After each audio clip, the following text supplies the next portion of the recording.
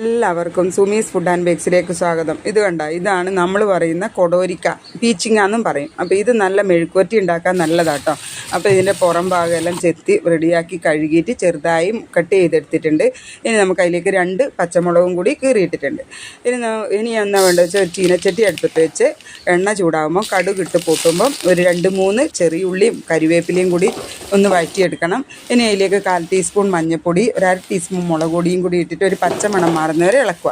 പിന്നെ നമുക്കിത് എടുത്തു വെച്ച കഷ്ണം ഇട്ട് കൊടുത്തിട്ട് നന്നായി ഒന്ന് ഇളക്കിയിട്ട് ആവശ്യത്തിന് ഉപ്പും ചേർത്തിട്ട് വെള്ളമൊന്നും ചേർക്കാൻ പാടില്ലേ, എന്നിട്ട് മൂടി വെക്കുക. ഒരു 5 മിനിറ്റ് വേകുമ്പം തന്നെ തുറന്ന് നോക്കുമ്പോൾ തന്നെ അതിൽ നല്ല വെള്ളം വന്നിട്ടുണ്ടാകും. ഇനി എന്താ വേണ്ടതെന്ന് വെച്ചാൽ ഇതൊരിക്കലും മൂടി വെക്കാതെ ഇനി വേവിക്കാം നമുക്ക്.